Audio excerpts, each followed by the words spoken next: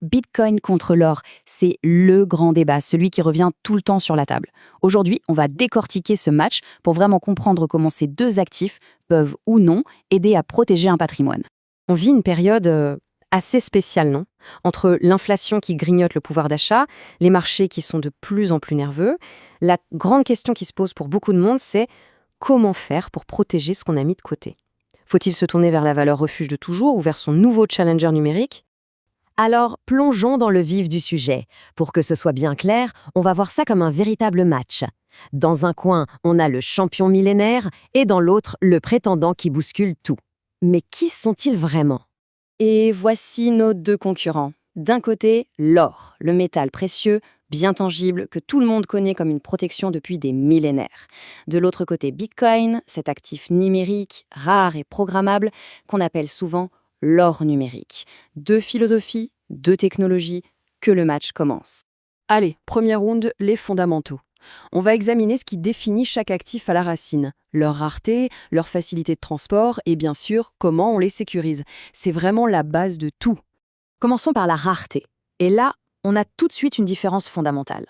Pour l'or, sa valeur vient d'une rareté prouvée par l'histoire. L'offre augmente un peu chaque année, mais très lentement, au rythme de l'extraction.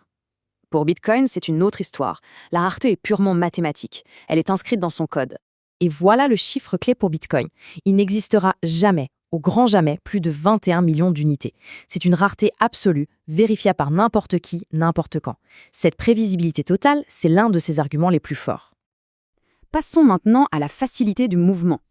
Déplacer de l'or à travers une frontière, ça demande une logistique énorme, des assurances, c'est lourd. Bitcoin, lui, peut être envoyé n'importe où dans le monde, en quelques minutes, juste avec une connexion Internet. C'est un vrai changement de dimension. Et pour la sécurité, là aussi, c'est un changement total de paradigme. Protéger de l'or, c'est protéger un objet physique. Il faut un coffre-fort, un transport sécurisé. Protéger du Bitcoin, c'est protéger une information secrète, la clé privée. C'est la différence entre garder un trésor et garder un secret. Bon, les fondamentaux, c'est une chose. Mais maintenant, allons voir comment tout ça se traduit sur le ring des marchés financiers. C'est bien d'avoir de bonnes bases, mais comment réagissent-ils quand ça secoue vraiment? On arrive au point qui divise le plus. Leur plus grande différence, elle se résume en un seul mot. Un mot que tout le monde connaît, la volatilité. L'or est connu pour être un amortisseur. Sa volatilité est bien plus faible que celle des actions. C'est son rôle historique, stabiliser un patrimoine lors des turbulences, même s'il ne protège pas toujours parfaitement à court terme. En face, le contraste est saisissant. Pour Bitcoin, il faut avoir le cœur bien accroché. C'est un actif encore jeune, son marché est moins profond et sa nature est plus spéculative. C'est ce qui explique en partie pourquoi des chutes spectaculaires font partie de son histoire. Voilà donc le compromis. D'un côté l'or, un actif de stabilité. De l'autre, Bitcoin, un moteur de croissance potentiel, mais à très haut risque. Le potentiel de rendement n'est pas le même, mais le risque qu'il faut accepter non plus. Alors, comment utiliser ces deux actifs? On passe maintenant dans le coin du coach. La question, ce n'est plus de savoir qui est le meilleur, mais plutôt de voir comment on peut les intégrer intelligemment selon sa propre stratégie. Pour rendre ça concret, on va regarder 3 profils types.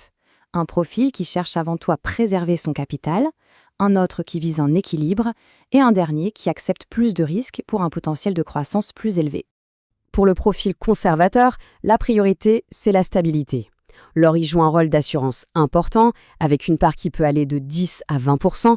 L'exposition à Bitcoin, si elle existe, reste vraiment minime, entre 0 à 3%, pour ne pas impacter la volatilité globale du portefeuille. Pour le profil équilibré, l'objectif est de diversifier les moteurs de performance.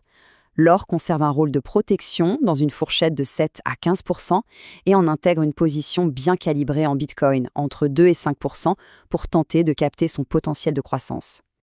Enfin, pour le profil dynamique, avec un horizon de temps long, l'allocation en Bitcoin peut être plus importante, de 5 à plus de 10% pour viser son potentiel de croissance asymétrique.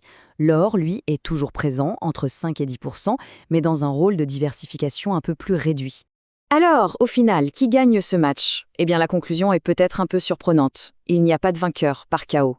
Ce n'est pas un jeu à somme nulle. C'est l'idée la plus importante à retenir. Plutôt que de les voir comme des adversaires, il faut peut-être les voir comme des coéquipiers potentiels. Chacun répond à des scénarios différents et peut renforcer une stratégie patrimoniale globale. Alors concrètement, qu'est-ce qu'on retient? Premièrement, diversifier, ne pas choisir l'un ou l'autre. Deuxièmement, calibrer l'allocation à son propre profil de risque.